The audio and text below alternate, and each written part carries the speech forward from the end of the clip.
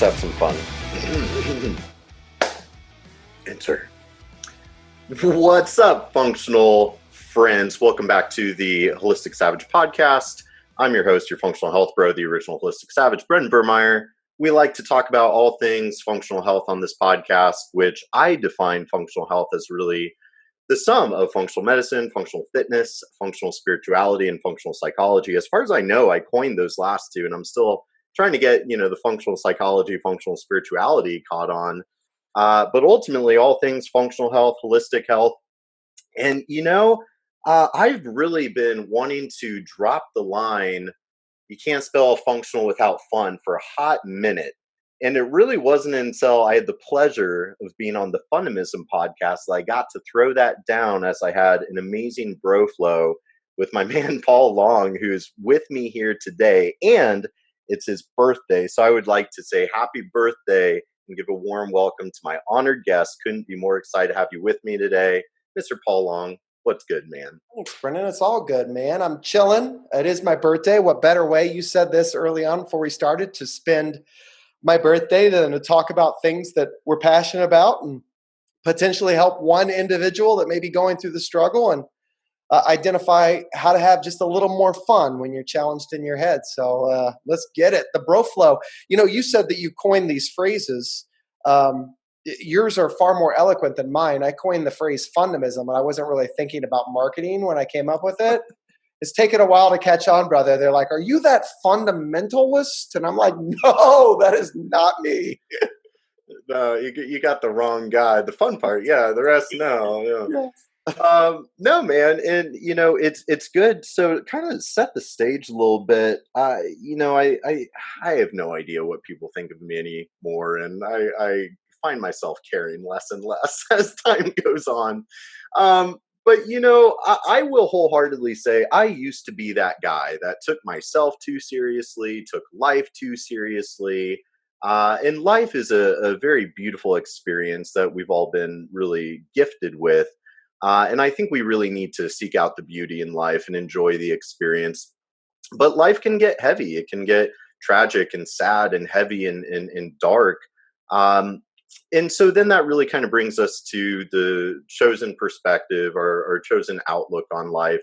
And so as I've been aging, I've really been finding myself, I don't like taking myself that seriously. My work can sometimes feel a little heavy or doom and gloom at times. Especially when I'm riffing about the chronic disease pandemic and mental health crisis and all this stuff. And so, I'm just a big kid inside. I think we're all just big kids. And certainly just looking at your setup and your vibe, it's like, this guy knows what's up.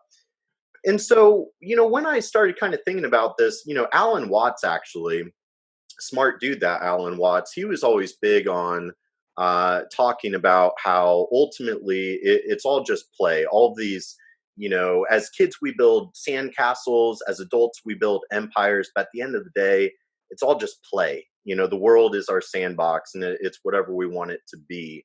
And so I love this concept of, you can't spell functional without fun. And I thought there would be no better way to explore that topic, explore that conversation, than discussing it with the fun man himself. And so you, Paul, have actually built not just a business, but a movement, a philosophy around fun. And I understand fun is an acronym. So I'd love to hear you open with kind of discussing what is the philosophy, the brand that is Fundamism, and if you can explain the acronym, and we'll just dive in. Well, first of all, the way to my heart. Some people give roses. Some people give chocolate-covered almonds. You, my friend, you build others up with compliments. So, yes, Fundamism is gravitating towards all that is fun in life. And you mentioned about your journey, your struggle, Brendan, about like going through challenging moments and really caring about what others thought. And I would be lying to you if I said that there aren't times that go through my head where I'm not concerned about a judgment or what somebody else is thinking. And case in point, meeting you at the gym, dude, like I'm so pissed at myself that it took this long for me to, or you to, whoever initiated conversation, because, I'd often see you working out and picking things up and putting them down, as we talked about on the Fundamism podcast. And, you're somewhat of an intimidating dude when you see you throwing around those weights. And so I don't know why I didn't talk to you, but I didn't. And then we talk, and you have this magnetic personality, and we have so much in common, and you are literally the science and factual arguments for this fundamism philosophy or movement, to hear you call it.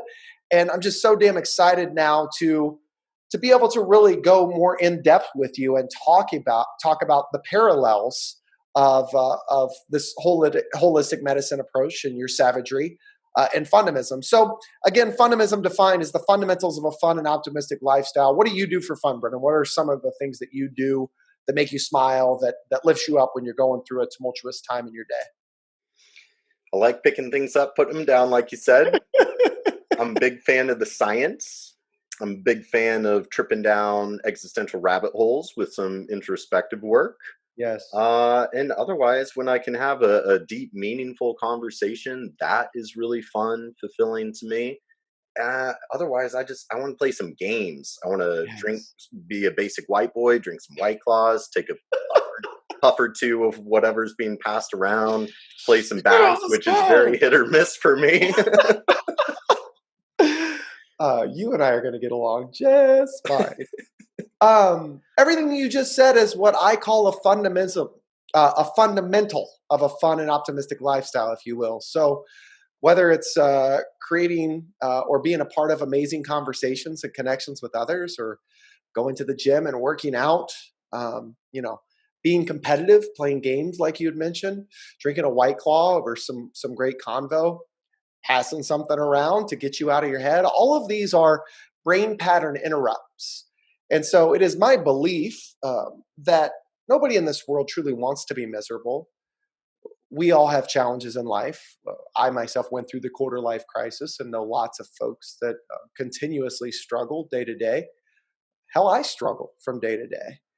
But what I do and what I teach people to do is, when you're going through those challenging moments, when you're in your head and you're focusing on all the crap that's not working, go do something physically. And in that moment, go do something that is going to interrupt that negative brain pattern. Go do something that's going to make you smile. Go do something that's going to mitigate all of these challenges in your life and bring you to a place where you're more present in what is working. And that, my friend, is fundamism. So centered around this concept of fun, obviously, you mentioned, fun is not just a way of life, an adjective to me, or verb, or whatever the hell. I didn't study English. I'm just a speaker. But fun's also an acronym to me. So the F, when we talk about introspection, and something that you enjoy very much, the F is your personal foundation. So everything that makes you, your experiences in life, your DNA, your personality style, your ability to communicate, your belief system, everything for which your experience was built upon is your foundation, or the F in fun. Your mentality. Are you a victim or are you a victor? The U is understanding others' perspectives, one that seems to be more and more challenging as we grow further and further down the rabbit hole of advanced technology and social media. Understanding others' perspectives right now is imperative, as we're consistently battling mindset and conversations about faith and about race and about politics, or whatever the hell you're getting heated about. We don't always do such a great job of really hearing or listening to what others are saying, because we're so quick with our belief system to interrupt their thoughts or interrupt their beliefs with our own. And so that, of course, is listening to respond and not to understand. So the U of fun, understanding others' perspectives, we talked about F, of course, the foundation. The U is all about, how do you create meaningful interactions? How do you ask questions and get people to think more about the things that lift them up as opposed to the things that tear them down? How do you show a genuine interest in others where people feel valued and that they matter in this world? So instead of talking about work, weather, and family, how do you talk about amazing things like what's the best concert you ever went to, or how much you got on that squat rack, bro? How's that make you feel? Whatever it may be. And then, of course, the N in fun, because without the N in fun, it's just FU. The N in fun is next steps. So there's a lot of individuals in this planet, Brendan, especially in the consulting world or speaking world, and we're working hard and diligently to grow a brand and to help improve people and situations and experiences and mental health. And so we often talk about the what, right? We talk about, if you just think positively, or if you just gravitate more towards what lifts you up as opposed to the things that tear you down. If you just lift fundamism, life would be better. But that's great. How do you do it? So the N in fun is the next steps. This is the really tactical implementation strategy that we put together with one another to ensure that you understand what to do to improve your quality of life, not just at work, but at home. So that's it, brother.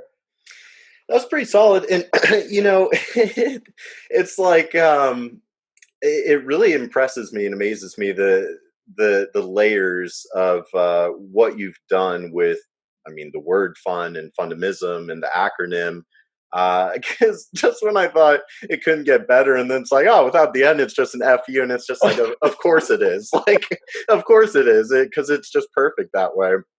But I love that, because man, today there's this paralysis by analysis, information overload, and it seems like the masses have never kind of felt worse or more lost, and obviously there's so many reasons for that, some of which we discussed on your show.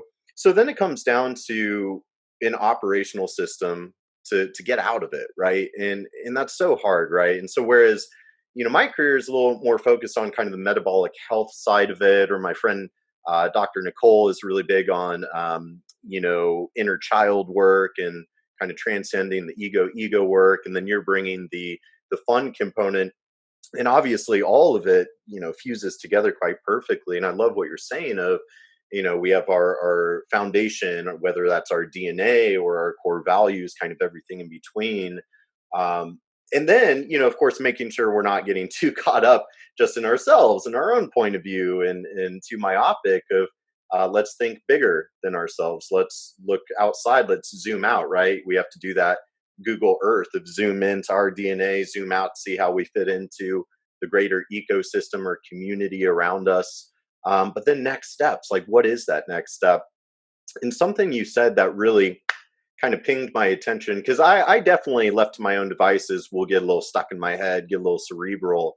But then I see you over here, fucking slicing up watermelons with a samurai sword, and I'm just like, this brother gets it. You know what I mean? I don't know what he gets, but he gets it. He gets something. He gets something. You're asking the mailman, have you ever seen a guy swing a samurai sword like a baseball bat, chopping up some fruit? That killed me though. But I liked what you called that, of like a brain pattern disruptor, right?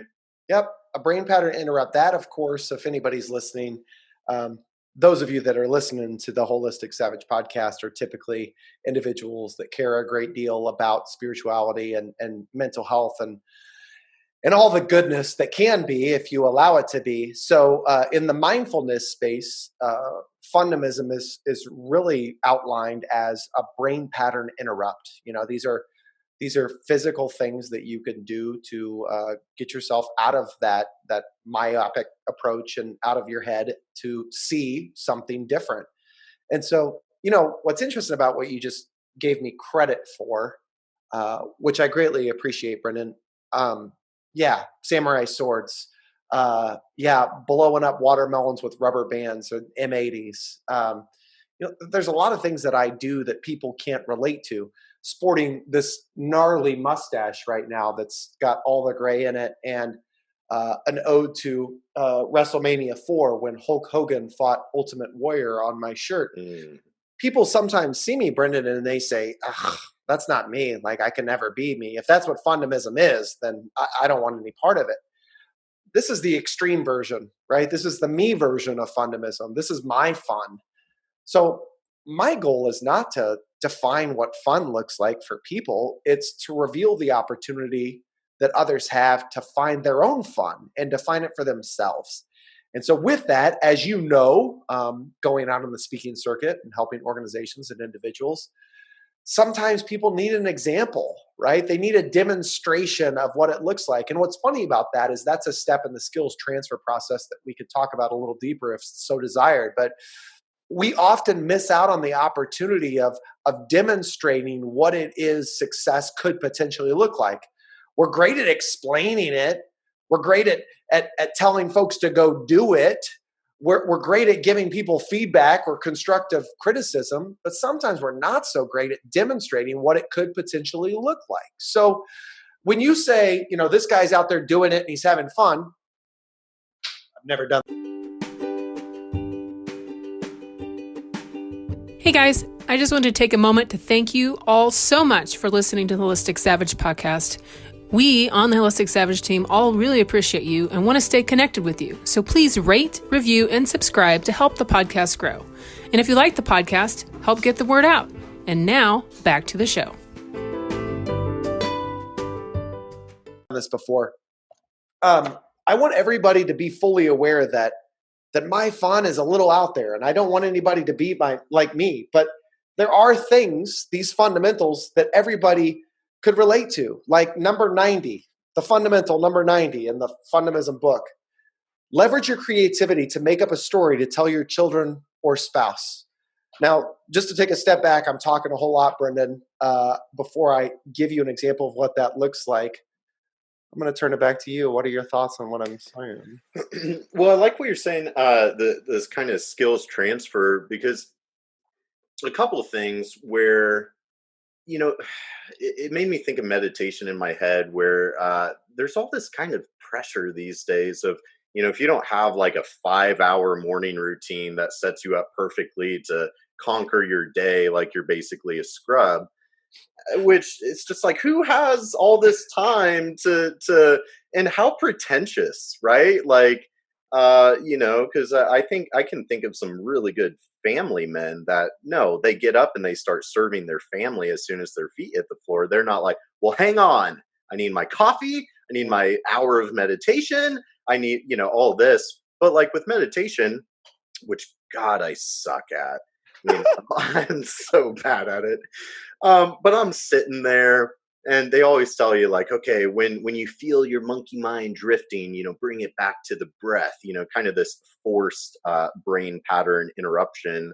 Mm-hmm. But I like what you're saying as far as like actually getting up and doing something, because when we were on your show, we touched briefly on the concept of neuroplasticity, which is this emerging theory, not yet law, but this more kind of theory and area of research of understanding neurogenesis and understanding how, the gray matter in our neurons actually work very similarly to, everything in the body in regards to operating by the principle of specific adaptation to imposed demand. And so, it's kind of like Dr. Nicole does a good job talking about, she came from conventional psychology and now is leading kind of the holistic psychology movement, because she didn't like the classic trauma model of like, well, if you're trying to transcend your trauma, why would we choose to sit and dwell in that trauma for extended periods of time? Because all that's doing is just reinforcing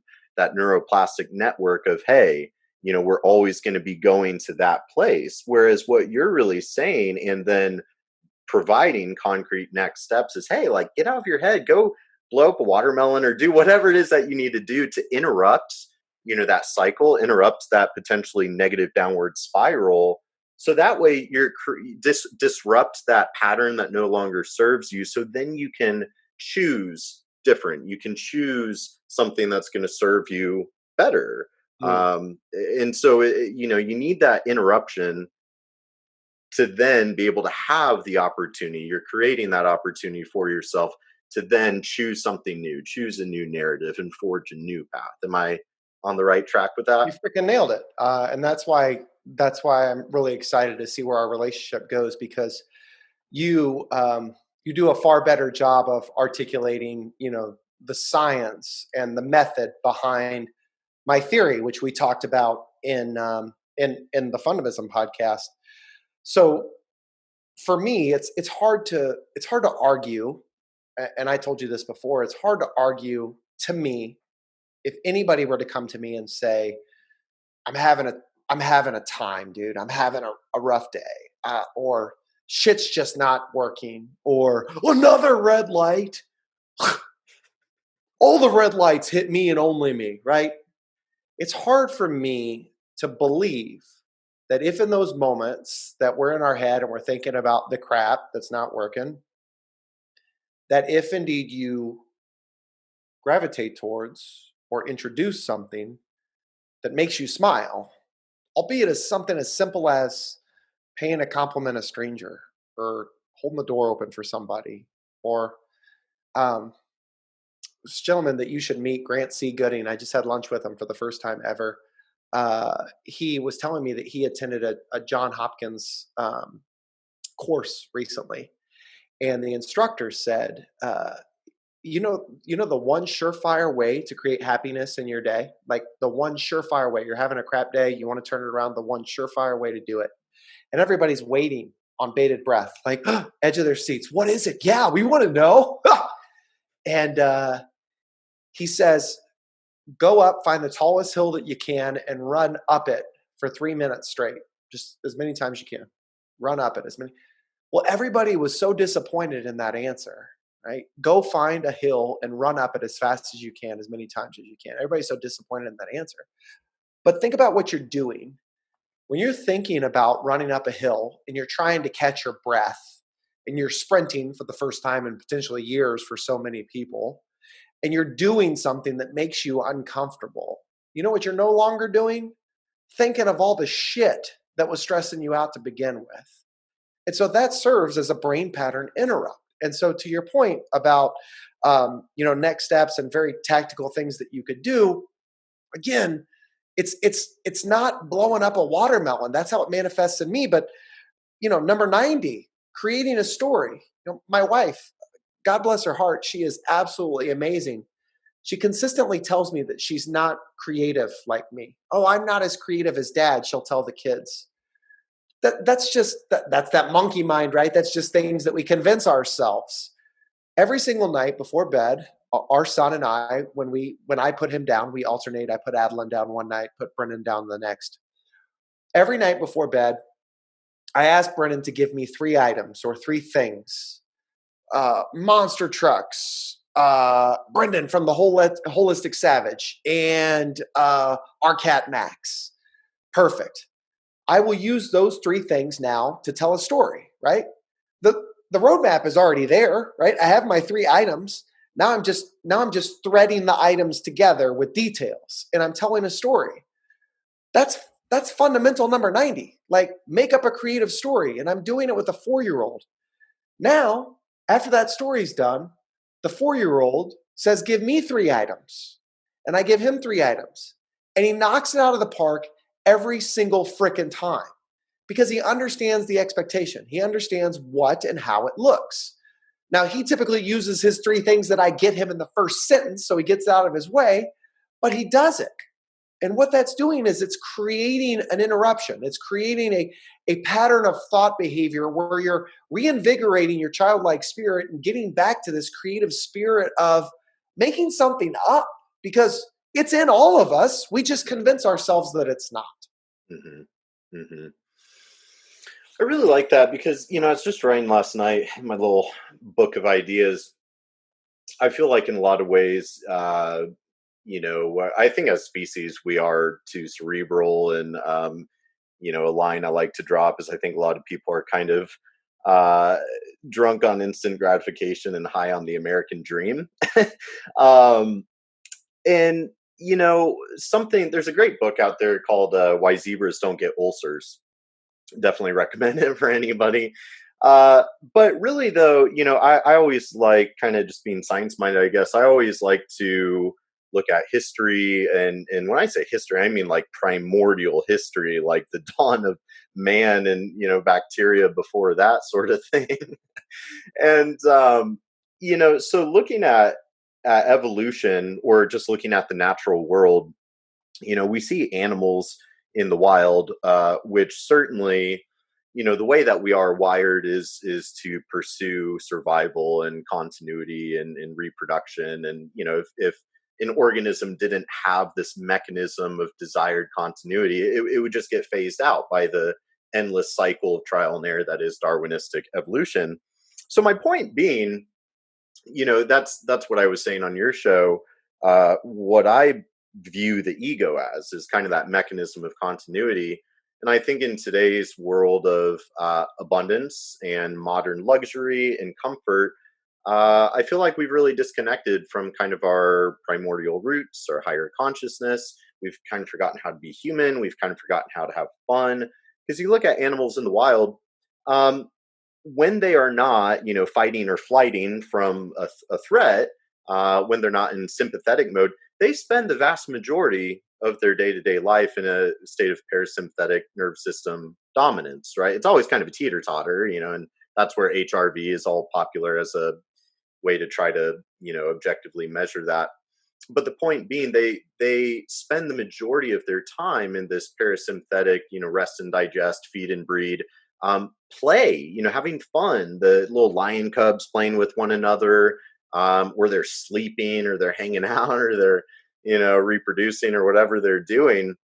Whereas like humans, obviously, in modern times, we spend so much of our day-to-day lives in this fight or flight, stressed out, sympathetic, go, go, go. And every facet of this modern lifestyle we've created really just triggers that and expedites that.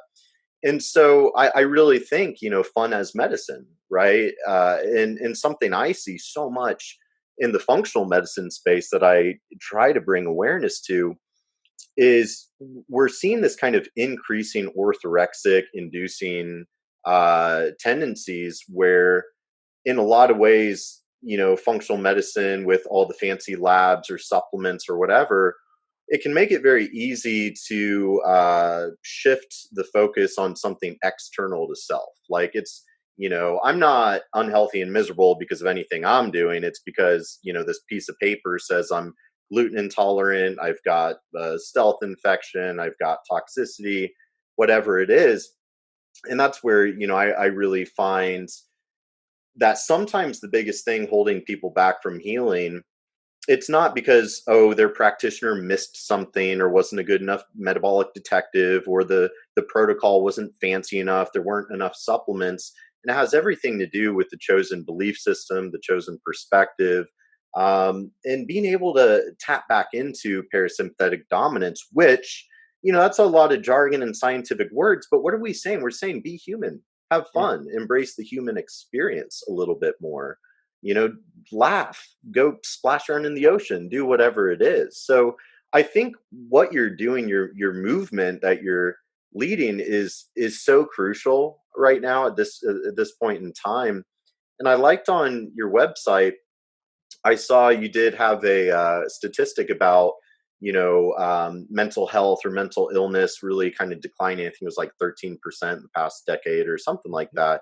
And obviously, as you know, that's very near and dear to my heart. So that's all to say, I'd love to hear a little bit more about kind of the story of the man, behind the bow tie of like, how did this all start? Like, obviously you have been through a hell of a personal introspective journey that inspired this movement. I'm gonna kind of ask you to be a little vulnerable and share some of that with us. It's one of my favorite fundamentals.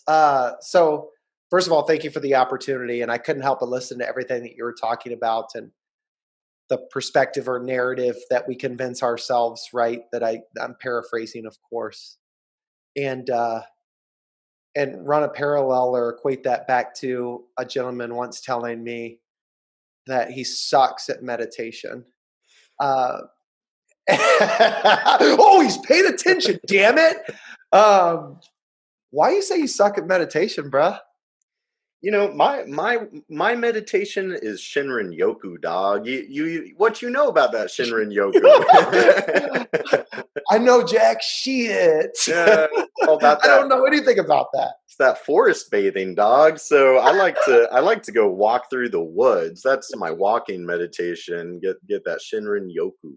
Check it out. What? And so why do you say you suck at, so remove the technique.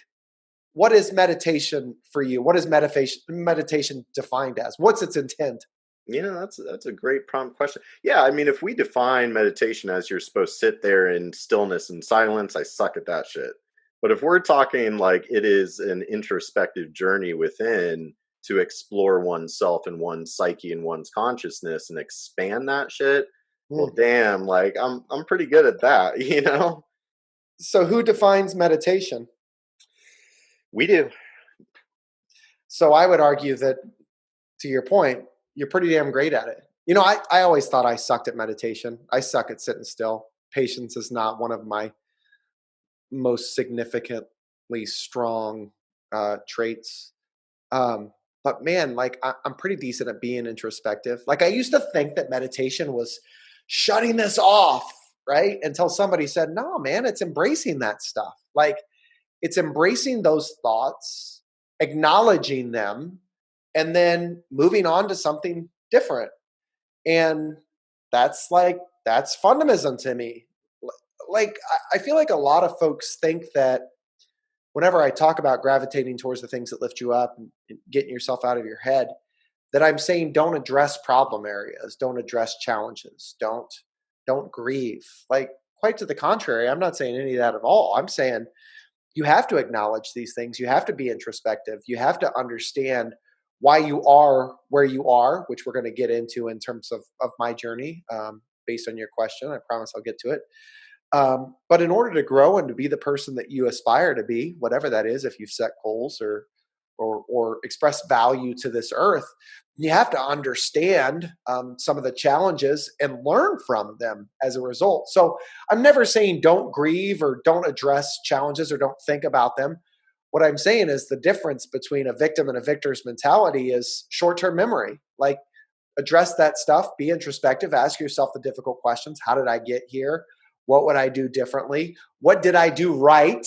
Because we rarely ever ask that question. And how could I grow accordingly? And then move on. Because, the more that we dwell, and one of the things that we commonly dwell on is death, right? The passing of loved ones. You think these individuals that have passed would want us to continuously have our lives impacted and our thoughts just completely taken up, our headspace taken up by heartache and the thoughts of these individuals that are no longer with us? Hell no. If they truly meant something to you in your life, then they would want you to be happy and they would want you to live your life and be fulfilled. And so for me, when you ask me, how did I get here, man? It's been a lot of stumbles. It's been a lot of trial by error. I can honestly say that, I haven't had a ton of terrible things that have happened to me. You and I had a really deep discussion about your journey and mental health and all that stuff. I could say I've been knocked down. I mean, there was a time for several years that Melissa, my wife, and I, we were operating in the red and living off credit cards. And I had $40,000 in credit card debt. Prior to that, I was in a corporate America job where I was making a shit ton of money. I had baller benefits, was set up for life, man. Like if I would have rode that out, there's not a doubt in my mind that I would have been an executive VP. I 100% know that was going to be an outcome, but at what cost? Like I saw so many others that went down that path, and they're unhappy when they're alone, or they're not with their children as much, or they're constantly wearing the burden of an organization that, truth be told, doesn't give a fuck about you. Like, excuse my language, but we work so hard to express our value, to showcase our value, and to help lift up an organization. When that organization looks back in the annals of history, as Jackie Moon once said, you'll be a blip on the radar. They'll probably not even, they won't talk about you in 100 years. They're not going to talk about the relevance that you had or created in the organization's core values or whatever it may be, unless you're the founder or unless you came up with something just monumental that shifted the way that they do business. I mean, you're working so hard for an organization that will replace you like that when they can, when they could cut costs, when they could improve their bottom line. So why is it do we sacrifice all of those things and our own happiness, rather, and our family stuff for an organization? Like, be fulfilled. So my journey is just riddled with opportunities that I've had and experiences that I've lived through that have helped me identify. I'm throwing a lot of energy into this right now that's not providing a whole lot of return. And I'll give you a very vulnerable and specific example, Brendan. Many folks that have heard me talk either on the podcast or maybe on stage or someplace like that, they know about my father and his battle with opioids and whatever it may be. And they may get the idea that we didn't have the best relationships, which isn't necessarily the case. It was just the relationship couldn't be what I wanted it to be because there were so many things that were in the way, right? Mm-hmm. Things that I couldn't control, battling addiction, being poor, things that as a child and even as an adolescent and young man, I couldn't help my dad through. We put a lot of pressure on ourselves to do that, right? But you know this better than anybody until you make that decision that you want to change your life and you wake up, incubated or in a coma after a coma, and you realize a decision that you made that could significantly alter the course of your life. These things, there's so much outside of our control. And so my father, I used to throw a lot of energy into wanting to change him and wanting to change his mindset and helping him. And I couldn't. And you can't either. Like anybody listening to this, you cannot fundamentally change other individuals. You can create moments of self-discovery. You can ask them the right questions to get them to identify that maybe change is for the better. But at the end of the day, we have to make the decision to change. And a gentleman by the name of Kyle Haben that I introduced you to recently at the gym was actually on the Fundamism podcast talking about his battle with alcoholism. And he said, dude, they tried so many times. They had interventions. My wife said she was going to leave me. She did leave me twice. He was like, nobody could get me to make a decision to quit alcohol but me. Mm-hmm. So I'm giving you a very long answer to your question about my journey. Whether it was me trying to get an organization to understand my value, or me trying to get my father to understand my value and get him to understand his value in himself, or me trying to justify why I am on this planet, my journey is just riddled with all these self-discovery questions where I had to realize, man, the answer is in my heart and it's in the back of my head. Like, not in my head, but rather living life to the fullest and creating moments of joy, not just for myself, but in the lives of others. And so here we are years later with a better understanding of what Fundamism is and potentially a brand that could help individuals get out of their head and create more joy, fun, and fulfillment in their lives. Man. Did I answer a question? I don't know, man. Yeah, I would say so. It's a beautiful thing to, hear kind of the backside of the genesis of Fundamism as an emerging philosophy, shall we say. And I love it because, I think today, especially this year, holy cow, it's been a very tumultuous year, a lot of kind of heavy. And so it kind of brings us back to. What are you referencing? Oh, he's even got a sound deck. No, you're good. You're good. It's, it's choosing our reality, right? Choosing our perspective.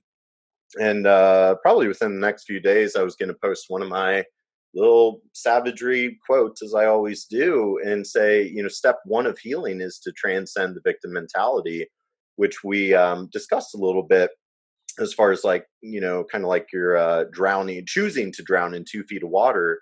Yeah. I love how you said, victim or victor, right? Like that combination of words, I just obviously love. It's so perfect. And it's kind of like one of my other good friends, Brandy. She always said, break down or break through. It's your choice. And I'm just like, oh, that's so good, right? And same thing with this of, victim or victor. It's your choice.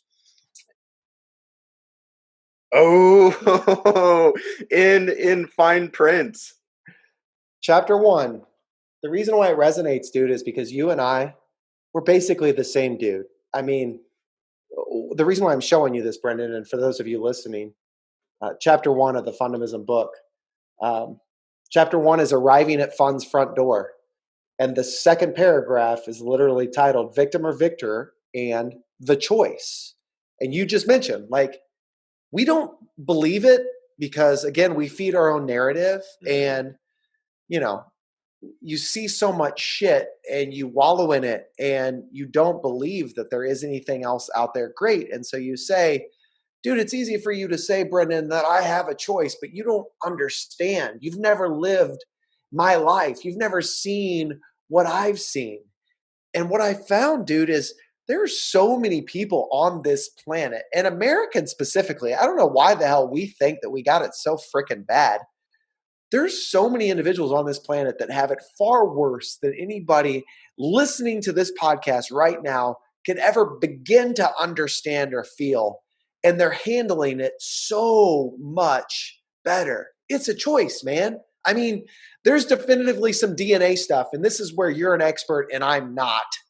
And I want to try to figure out a way to create a documentary or something physical that somebody could see, where I don't know if it's going to expose my truth or not, or expose other people's truths. But I do believe that the more that we expose ourselves to awesomeness and positivity and the right people and being grateful in our day, I think, despite what many of you may feel, I think that we can potentially move ourselves forward. Could we solve for mental health altogether? I don't know, man. Like, there's obviously some DNA things that go into that. But could you make your day a little bit better? Could you be more of a victor than a victim? I am convinced that the answer is yes. Mm-hmm, mm-hmm. Well, and I think part of it too, is embracing the full spectrum, the full frequency of the human experience. How could you possibly appreciate a sunrise without sitting through a thunderstorm or two, right? So it's a beautiful journey, and to feel the heart-wrenching lows and the euphoric highs. It's everything in between, and that's what makes life so amazing.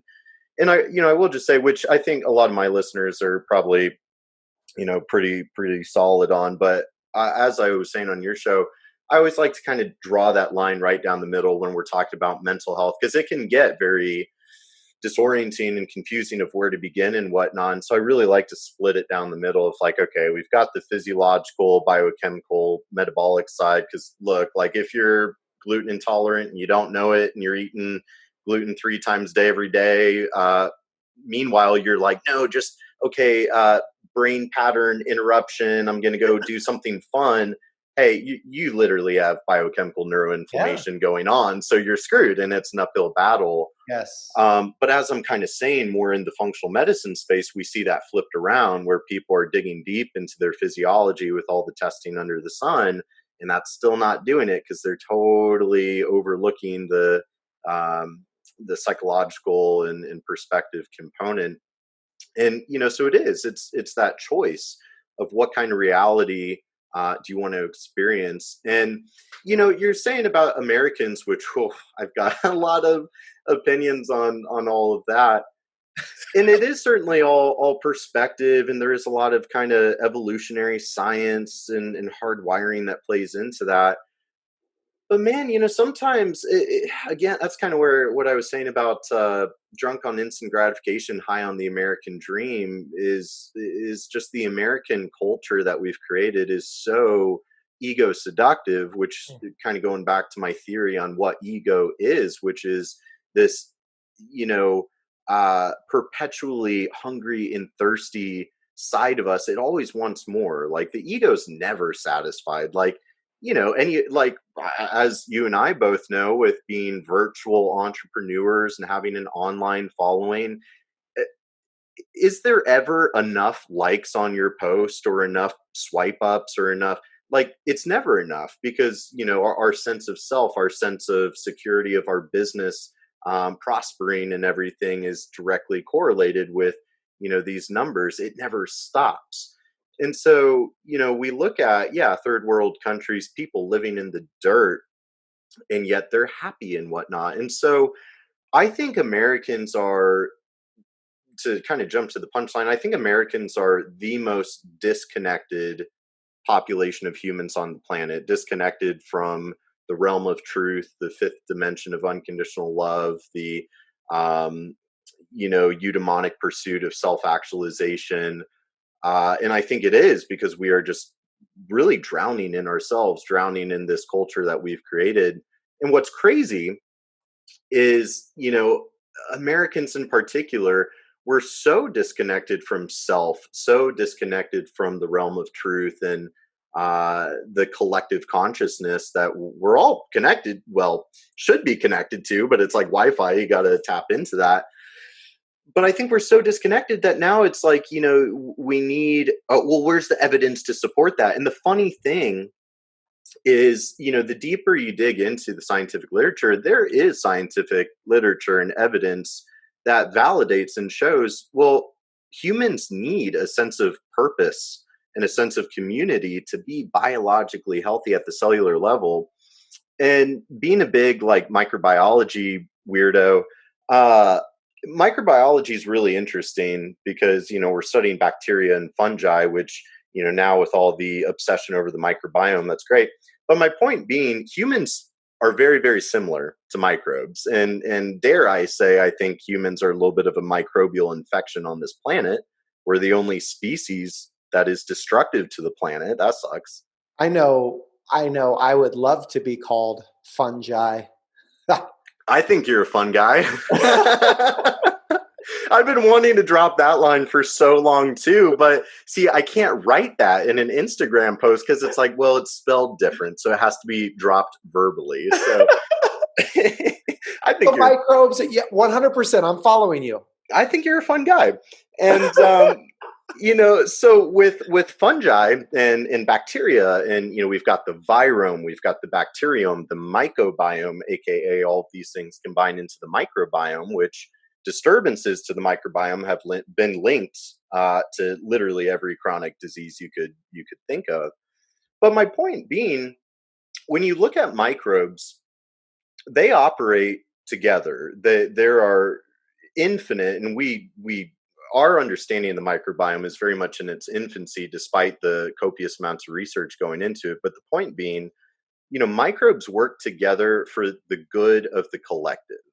Microbes are not individuals. You're not going to have a single bifidobacterium cell and a single, Saccharomyces fungi cell, and they're just like looking out for themselves and like, oh, well, what do I want to do? What do I want to experience in this, host of a body?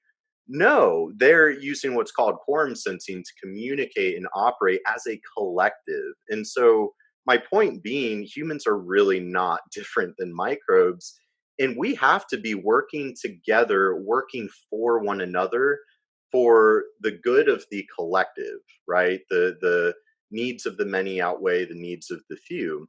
And so I really think in especially modern American culture, we are so disconnected from that. And it's all about the individual, such as, I'll go there, such as like in some of my dating attempts, there's kind of this.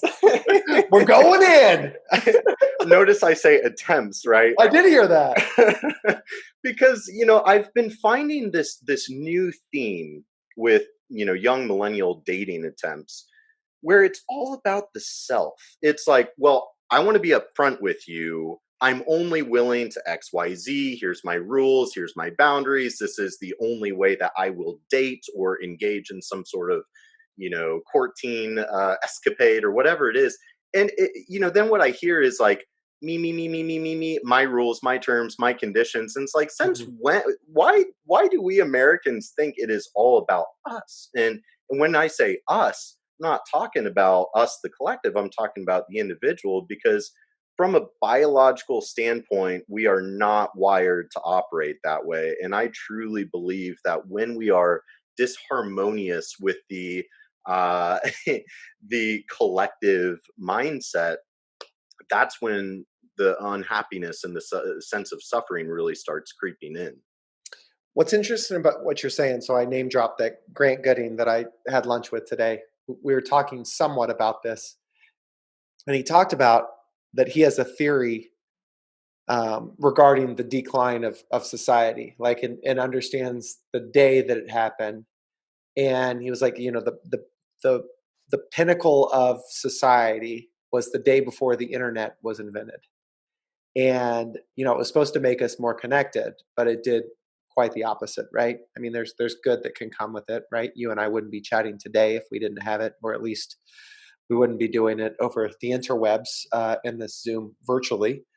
But that need to fill that ego void of likes, or does he see me, or the Jordans that I got, or whatever it may be, are a direct result of the number of eyes that we feel, perception, right, are on us. And the truth of the matter is, the bulk of people got their own shit going on. They don't give a crap about you. You think they go home, we think they go home, and they're thinking about us, when in reality they're thinking about how miserable their day was, or what food they're going to put on their table, or whatever it may be. And so I'm definitely jiving with you in terms of relationships. I would extend that same phenomenon, Brendan, into business and friendships, right? What's in it for me? Like, what is this partnership going to do for me in business? And that's when you meet somebody like yourself that shows a genuine interest and is authentic and whatever, man, it sticks out like a sore thumb, which is just so sad, because it seems to be, it's far more rare than finding individuals that are centered around that ego space. But I want to dive into a topic a little bit with you, because I thought about you this weekend as an extension of our last conversation, and some of the things that you were talking about earlier, where you said, I like to draw the line, right, between physiological and all the stuff that you were talking about related to mental health. And I had a emotional discussion with my mother, to the point where our kids were saying, guys, stop arguing. And we weren't arguing, like we were just having a passionate discussion. So I had mentioned that to you before, that there are individuals in my life that do suffer from depression and anxiety, and they even take medicine, right? And so my mother mentioned one of these individuals, and she said that this individual, like, they appreciate Fundamism, and they appreciate what you're trying to do, and they appreciate the concept behind gravitating towards, what lifts you up as opposed to what doesn't. But it's so much harder than you make it sound, right? It's so much more difficult. There's so much more to the story, right? There is DNA, there are things. And I while I wholeheartedly agree, the passion came from, we convince ourselves that because I was diagnosed with ADHD, because I was diagnosed with a mental illness, because I was diagnosed with depression or anxiety, and I'm on medicine, that we don't have an outlet. Like, it's really justifying our narrative, right? Well, see, I told you I'm sick in the head. Fundamism doesn't work for me. Now, to be clear, what you said and what you do really intrigues me, in that you're a holistic guy. Like, you're looking at the full spectrum of things. And that's why you have to say, I like to cut it right down the middle. For me, the bulk of the time, Brendan, I have 1 hour to talk to individuals on a keynote stage. Yeah, I got workshops and all that stuff, but my bread and butter is really in a 1 hour keynote. And my brand, fuck a brand, my concept, my philosophy is replacing this stuff that's going on in your head with something that makes you smile. I believe wholeheartedly that this is just one sliver of this larger pie. Like, just gravitating towards what makes you smile isn't going to solve every problem in your life. Finding a holistic approach to what you eat and the things that you feed yourself, not just physically but mentally. I know that there's so many more things, but that's not my jam. I leave that to folks like you. So my point is, I'm not saying that I take all those things for granted. I know that it takes a holistic approach. I'm just focusing on the one thing that I know that in combination with all those other things could help. So this is a very long runway, a very long setup to say, similar to what we talked about on the Fundamism podcast, what are your thoughts on anxiety and depression and mental illness? And even though we're cutting it down the line, like, can we solve for it? And do you feel like Fundamism is a viable sliver of the pie in a more holistic, comprehensive approach? Whew. I'm loving this convo. Well, to start, I just saw one of your videos probably within the past like 48 hours. And you were saying, yeah, kind of the playing the reel of kind of the negative thoughts, and then disrupting that pattern and choosing a more positive way. And in the video, the punchline was, it is that simple. And I really liked that. And so this is obviously speaking from my own experience and my own journey, being somebody that was, we didn't get all the way into some of my stuff on your show. But something I want to share on, just because it's the opportunity, I was just scrolling through Facebook the other day, and back in 2014, there was a morning in February where I found myself waking up in the intensive care unit, breathing out of a tube, with a nurse standing there, and I'm oh, Brendan, you're awake. It's like, where am I? What's going on? Oh, I'm your nurse, been looking out for you the past few days. Like, few days? What day is it? Well, it's Tuesday. And last memory I had was of Saturday night. And that was from an intentional overdose. I spent through 3 or 4 days in the intensive care unit, stuck in a hospital bed, being basically my whole body pumped full of fluids to flush everything out. My liver, was damaged quite a bit from the overdose, which I did end up years down the road. I managed to find my medical records and was able to find a copy of some blood work that they had run when I was hospitalized. My liver enzymes were in the thousands, which, to put that in perspective, healthy for a dude would be like less than 30 for like AST, ALT on a blood chem panel, and mine were in the thousands. So, some damage was done. And after I was discharged from ICU, because it was deemed a suicide attempt by the overseeing medical doctor, they had to transfer me to a psychiatric ward. So I was hospitalized, as in locked up in a psychiatric ward. It felt very much like boot camp, which I have been to. Very similar to boot camp, but instead of like this military vibe, it's like you're crazy and something's wrong with you and we have to fix you with pills kind of vibe. And I've written about this in some of my articles, but there were people in there that had been in there a long time, and they they shuffle through the hallway like zombies, and they were so heavily medicated on God knows what, man. That just all the life had lost their eyes. People would walk by them like they don't even exist. They might as well have already been dead. And it was easily one of the most sobering experiences of my life, and one I'm grateful for. But just the other day, I was scrolling through Facebook, and one of the girls that was hospitalized at the same time as me, we were in the same ward at the same time. I knew her.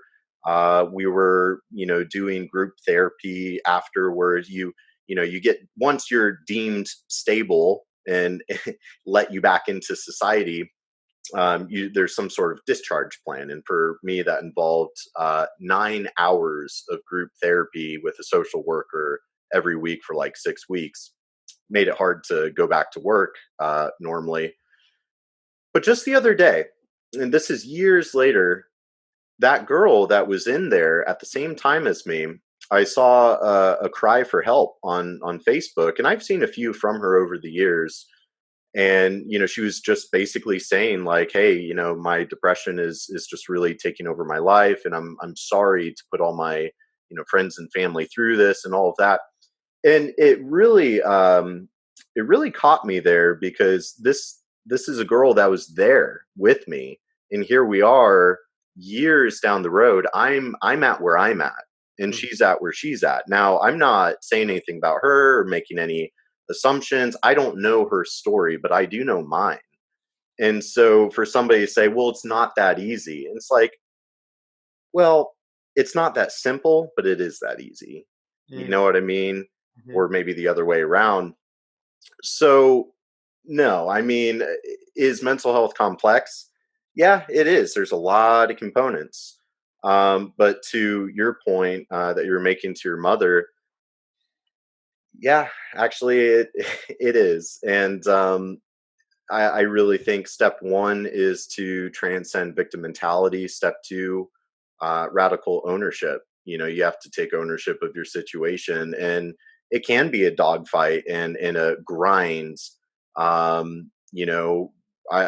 been at rock bottom, and I've been climbing my way ever since. And now somehow I've become a figure to help shape this. But to answer your question more directly, yeah, I think there is a cure, for any mental illness. And I do think holistic is the only way to go, because we need a sense of purpose. We need a sense of community. We need to be serving the collective, serving others. And yeah, the metabolic side of it, that's where it gets complex, and need a professional that's trained in that kind of stuff. But absolutely. And so anybody that is medicated or struggling or suffering, and well, it's not that easy, Paul. You can't just swing around a samurai sword and choose to. And it's like, well, actually, that might be the most valuable first step. I think. It was the last time you swung a samurai sword. Exactly. Yeah, you clearly have never swung one. Well, so listen, I don't want to be ignorant though, Brendan. Like that's my challenge when talking about this subject is, you had asked me about my journey, and I said that I really haven't in my mind been knocked down, significantly in my life. But like, I don't know that that's really true. Like maybe I have, it just didn't hit me like it hits others. I mean, my mom has been divorced twice, and, married to an alcoholic the second time. And my dad was an addict and addicted to pills. And we grew up poor. And I recall, buying gas $5 on pump 3 with a Ziploc baggie of nickels, dimes, and quarters. I remember wanting nothing more than my father to come to one of my basketball games. And we literally lived right across the street from the gymnasium, like right across the street, like 25 feet. All you have to do is walk out the front door. And my mom would travel all the way down from the city, which is what we called Overland Park back in the day, coming down to Osawatomie, Kansas, 50 miles to come to my basketball games. But my dad couldn't walk 25 feet across the street. And it wasn't my dad, like it was the drugs, like it wasn't him. But my point being is all of these things, I say, I've never really been knocked down a peg, right? Maybe I have. And I just handled them differently. I know that there are chemical imbalances. I say I know that, but I believe that. I don't factually know that. I just know that individuals like you are far more intelligent than me, have the scientific data to prove that. But my mom brought up an individual in our family that has schizophrenia, like diagnosed with schizophrenia. And that's obviously an extreme. And she said, this individual has to be on medicine or else, the voices in his head or telling him to shoot up, whatever it may be. Where's the line drawn, right? Like, does fundamism work with somebody that has schizophrenia? I don't know the answer to that question.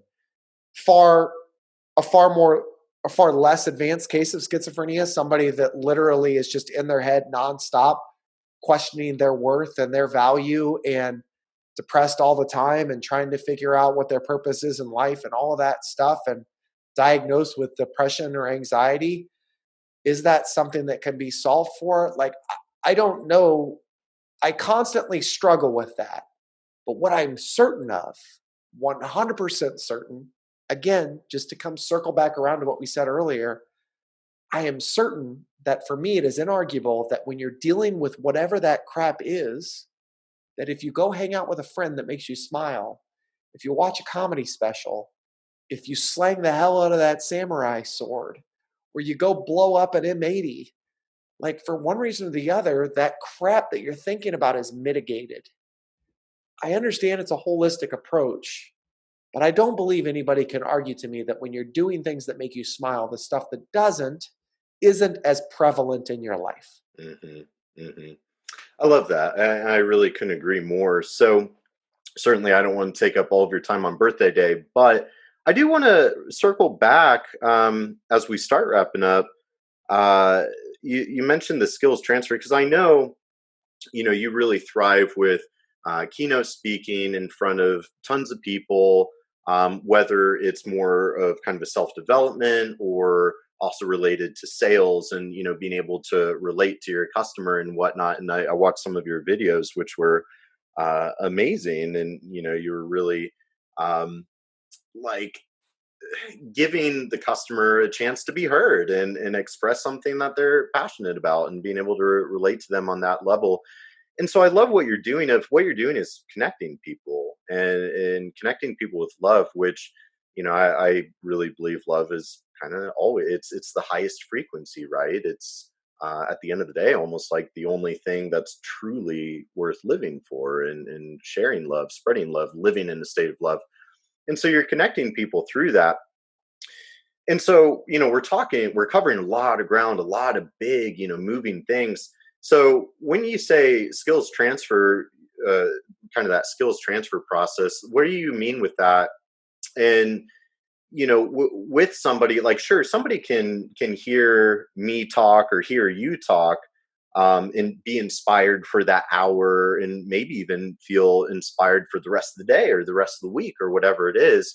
But, then after that ecstasy and euphoria fades, then what? And I think that's really where that integration comes in. So I'd love to hear you kind of speak to that, of how you then kind of bring that inspiration and bring that enlightenment, and how to begin transferring those skills and integrating it.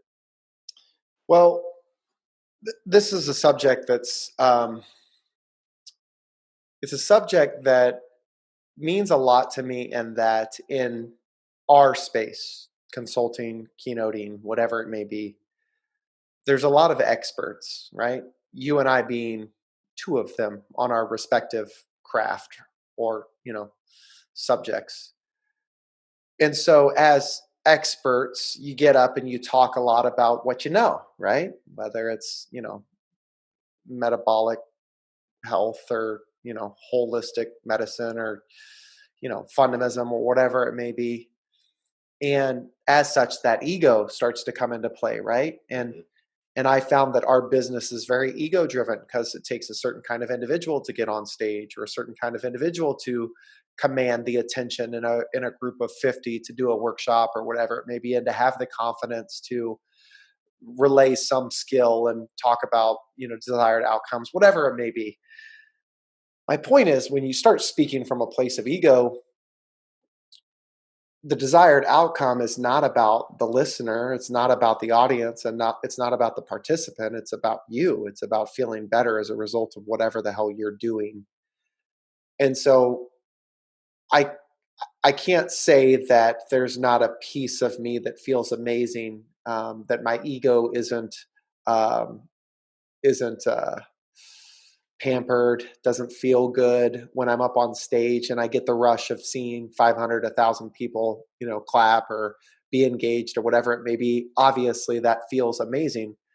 But what drives me even more is when folks reach out as a result of our time together and they say, dude, you got me to re-record my voicemail message and change the way that I interact with my customers. And I say, well, what? Tell me more. Like, what specifically?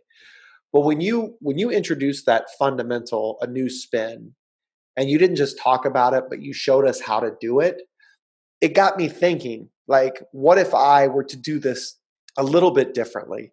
And then you gave us time to come up with our own in a safe space. So you didn't just talk about it and show us what it looked like. You actually gave us time in a safe space to think about it and to ideate, to figure out what it looks like in our lives. And since then, I got a leadership team that's observed me and has showered me with appreciation and potentially even opportunity or gaps, when necessary. And I feel like I have a better understanding now of not just what needs to be done, but how to do it and how to grow accordingly. What I just said in a roundabout way is a 5-step successful skills transfer process. You explain what the outcome and expectation is, right? And explain how to do it. So case in point, you said that you watched my videos and you talked about sales and all that stuff. And one of the things that I've long challenged myself with is, who's my target audience? Like, people always ask you, who are you marketing? Is it sales team? Is it leadership team?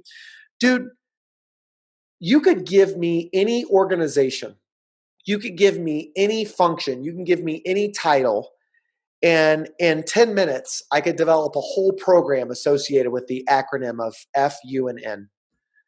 I was talking to a guy recently, used to play for the Chiefs as a lineman. And what could you do? What could you do with football? Well, if you think about fun, so what kind of team are we? If you think about our foundation, what kind of a team are we? Are we a run first team? We're heavily run focused, right? So as a result, a lot of our packages are based heavily on 2 tight end sets, on leveraging our strengths and bringing the wide receivers into block, understanding that we're not going to throw for 300, 400, 500 yards a game. We got to stick to our game plan. We got to know our strengths. We got to lean heavily on our running game because that's our foundation. Now we start game planning. We go on to the U, understanding others' perspectives. We're playing the Ravens. Well, what are they?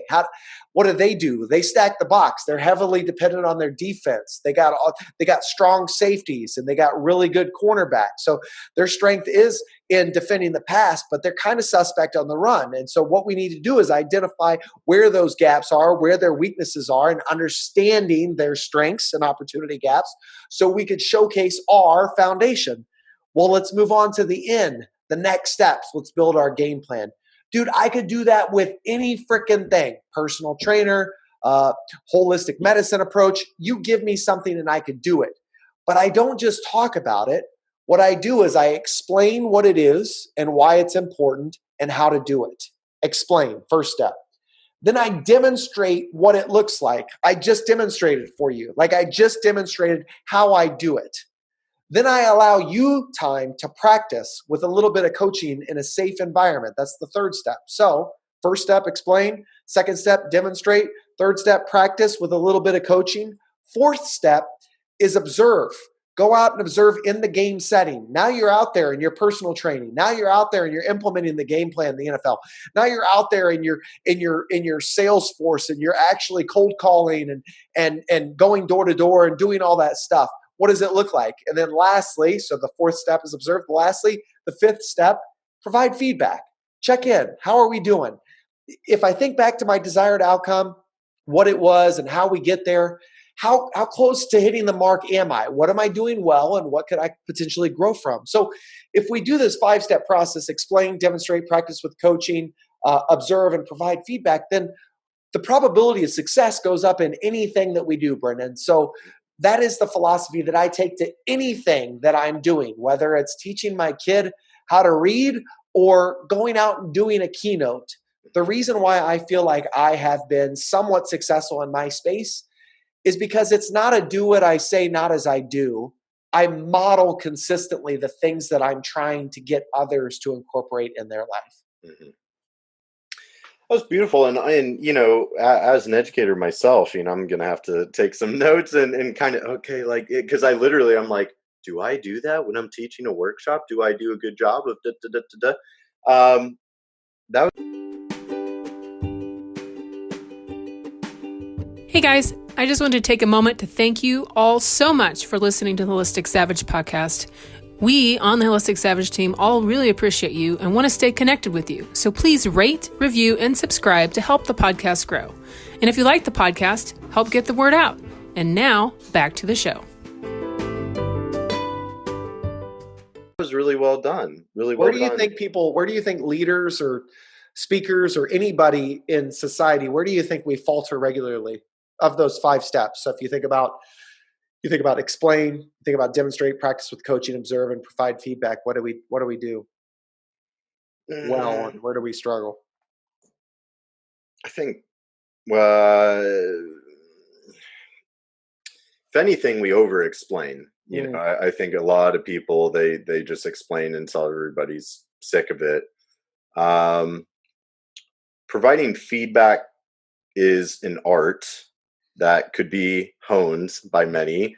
I think practice with coaching, at least in my experience, seems to be kind of the missing gap where, are we always creating that safe space for people to practice without a, judgmental sort of, needs to be that safe space to cultivate those skills and practice it. Right. So that would be probably my thought on that.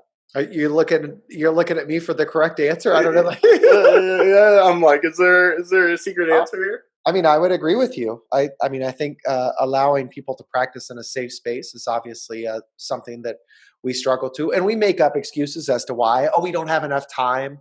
Our regularly scheduled one-on-ones have been canceled due to the coronavirus, or whatever it may be.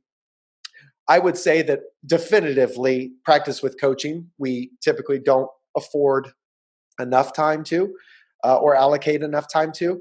But the demonstration phase, I feel like equally as important, that we really struggle in. And I'll give you a very real example. Let's take sales, for example. So what do? We explain, right? So Brendan, thank you for coming in. We appreciate having you. Here's the expectation. We need you to make at least 50 cold calls per day. Here's your lead list. Of those 50 calls, we hope that you close 5 of them, or at least create some really engaging conversation. So ultimately, understand what the expectation is, right? 50 cold calls. Here's your list. We want you to close at least 5. Do you have any questions for me? All right. So we understand, like, if you don't make the 50 calls, then we're in trouble, right? Oh yeah, I got it. I understand what needs to be done. Well, there were so many gaps. So you're right. We over-explain, but oftentimes we're over-explaining the wrong things. We're not even level-setting expectations and what specifically needs to be done. We're filling the gaps with what we think people don't know, as opposed to giving them the opportunity to say, what don't you know and how could I help assist you? Then take that to the next step and say, all right, welcome, Brendan. First day, the expectation is 50 calls. We close at least 5. Here's how we're going to do it. First of all, why do customers buy, dude? Are they buying your product? No. Who are they buying, Brendan? They're buying you. Well, if they're buying you, Brendan, what are you offering them? Why would I buy you? What am I doing? I'm creating moments where you're now self-discovering and you're now articulating your value to me. It's not me telling you what my expectation of you is. It's you telling me what your expectation is of yourself. Brendan, what I heard you say, dude, is if you connect with your heart, if you connect at a deeper level and you show a genuine interest and you're authentic, then maybe, just maybe, the probability of people buying from you goes up. Would you agree with that statement? Oh, absolutely. Perfect. You said it. I didn't, brother. Now I'm going to show you how to incorporate that. So if I make my first phone call, my first cold call, I'm going to play this out. Here's how it goes. Boom, boom, boom. Then I demonstrate it, right? Now, Brendan, I'm not going to feed you to the wolves, brother. Nobody could be you better than you. You said that you're authentic. You said you lead with your heart. You said that if you show a genuine interest in others, then the probability of people buying your product will go up. I just showed you how I would potentially do it. But how would you do it now? Like, safe space, dude. I'm not going to feed you to the lions. Just you and I. I'm your customer. Talk to me. What do you got? Right? And then now we're off to the races, brother. Now we have a strong understanding of what expectations are. There's no gaps because not only have you told me why it's important in your own words, you've told me your value. I've showed you what it might potentially look like. You validated to me in doing it that you understand what it looks like. And if you didn't, I gave you some coaching to get you to a place where you could. Well, now we go out into the game. Now I'm observing you. Now we're consistently working with one another and I'm providing you feedback on a regular basis.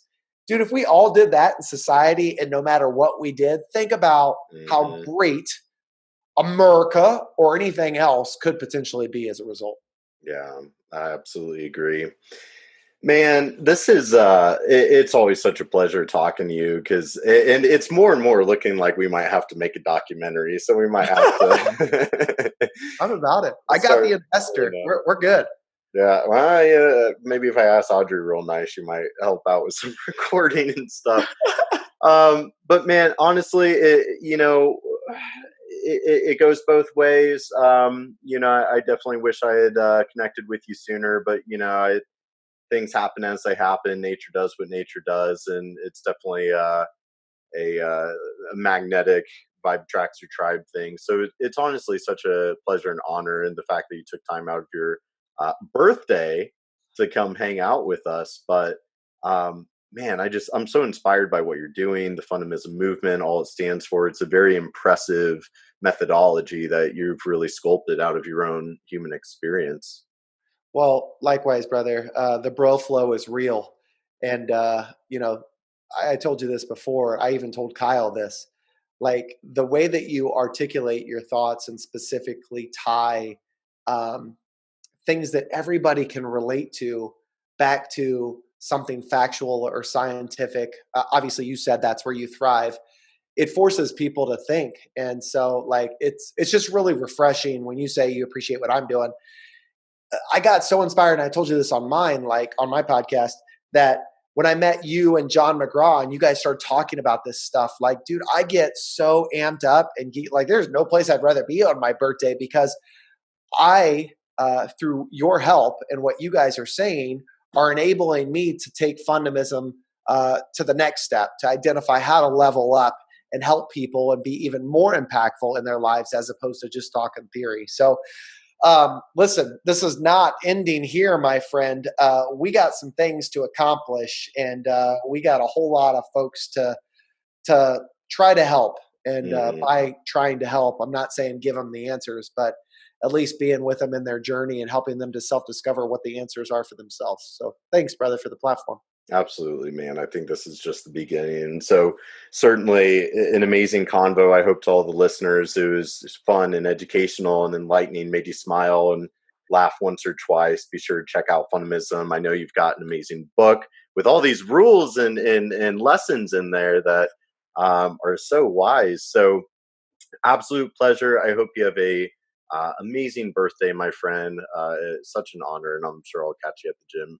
Probably tomorrow. One of these t-shirts or one of these tank tops, bro.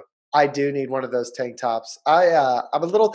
So somebody commented in closing to me yesterday that I am the exact opposite of them, and I said, "Well, what do you mean?" And they said, "Well, when I come to the gym, I get so hot that I like to wear the least amount of clothes as possible."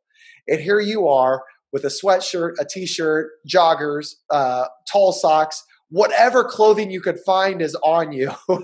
And I said, yep, that's part of the game, man. I don't give a shit what everybody thinks of me. I'm just up here to get a sweat going, be in my vibe, get in my Fundamism space, and get out of my head. So you effectively gave me that opportunity today. I appreciate it, and I'll see you on the flip side, my friend. That sounds good, man. Have an awesome birthday. We'll talk soon. Thanks, homie. Appreciate it.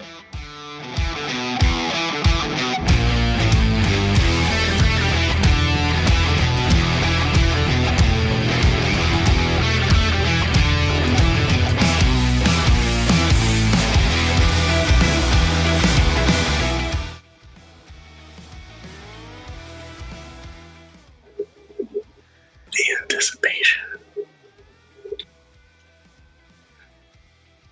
What? What's good, man? Oh, we're doing beaters? I didn't know we were doing beaters. I got to go change. You know, this is your birthday present. Just waiting. This exact one too. It's got a little bit of my sweat kind of stained into it. Thank you. Yeah. I think I smell the man musk. You know, it's a Savage musk. You know, bottle that. That's a new business model waiting to explode. It's what my business partner keeps telling me. Yeah?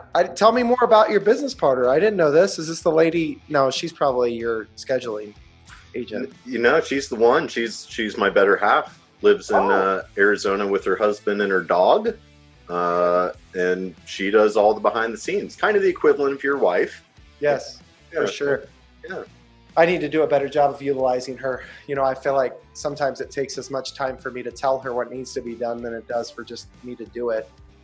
But then side note, I still got to work up the mindset to do it too. So that is something. But I don't know. Feel like I'm finding my stride today, Junior. Yeah, I think you're doing all right, man. Well, shoot, man, it's your birthday, I see. We're just turning up, having a good time. Holistic savagery.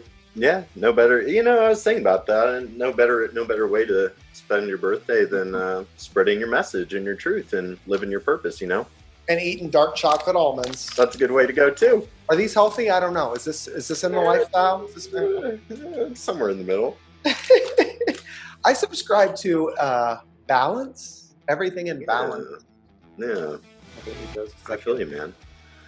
Okay, so, I mean, we've already been recording because I always like to catch any good juicy nuggets that organically happen. Yeah, exactly. And do you know Audrey Wilson? She works out Lifetime a little bit. Alpha, I don't know, maybe not. The name sounds familiar. Tell me more. She used to, I think she's been away a little bit, but she used to do Alpha a lot with Adam Venegas and Redheaded Girl, and she has her own podcast that she used to record at Lifetime Lenexa. Yes, I do know her. Thicker chick. She used to do like Olympic lifting or something like that. Yeah. So she produces my podcast for me. You know, she had me on hers. Well, you need to cut that part out. Like when I say thicker, I mean muscular. Gosh, dang. I'm sure she won't cut you now. No, I'm familiar. She's a beast. I mean, I used to see her throwing around that weight regularly. Haven't seen her so much anymore. Yeah, I just spent like 4 hours with her on Sunday as she was following me around taking my picture. But she somehow I managed to talk her into basically handling my podcast for me. So I just get to have cool conversations like this, and she does all the magic. Love it. Yeah. I outsource mine, just the audio, to a dude overseas. $20 an episode. Yeah. He tightens up the audio. Then I post it to something called Simplecast, and I got a video team, not my team, but a team that I outsource to, and they gather clips and whatnot. Yeah. I mean, stay in your lane, man. That's what I'm trying to do. It sounds like you are as well. Yeah, exactly. Well, very good, man. I'm ready to rock. I did a little homework and everything. We're just gonna have good organic bro flow. But any questions for me though before we get going? No, dude. I like to take things as they happen. I did an interview the other day, and this intern was like, "Hey, so and so told me to prep you for the interview, and so these are the types of questions." I said, "Don't tell me. I prefer you're going to get the most authentic answer out of me when I don't have time to think about it." And yeah. I feel like, you know, sometimes things could be so contrived if you put too much thought into it. So totally. Let's get it. Let's do it. And I also I do a tasteful amount of profanity, so don't worry about. I'm in. Yeah. Just, you know, because that's always a thing. Like you get on somebody's podcast and you're like, oh, not sure how to filter. Do we not do it? Yeah, I've kind of like, unless people explicitly ask me, I don't really say much about it. And so then they're like, I think you like stumbled over one, and I was like, dude, let it go. Yeah. The big deal is just putting in whether it's explicit or not on the actual, you know, app. Mm-hmm. And so if indeed somebody, I did tell one chick one time, listen, this is PG-13, so feel free to cuss, but also know that this is just a free-flowing conversation. It's organic. I don't do a lot of editing, so whatever happens, happens. Mm-hmm. She goes, well, what if I mess up? And I'm like, what would you mess up? We're just having a conversation. So we're having our conversation, but then she messes up something she can't think of. And so all of a sudden she's like, we'll edit that out later. And I go, no, this is awesome. Like, I love it. You're revealing your true self. So she just says the worst things possible, known to man, things that you would never say out loud, knowing that I would have to edit them out and restart the podcast. So that's what we did. Solid enough. Whatever works. Cool. Dirty like the stash. Let's do it. Any second now. Look like a hairy wildebeest. There he is. Oh man. Can't even feel my face.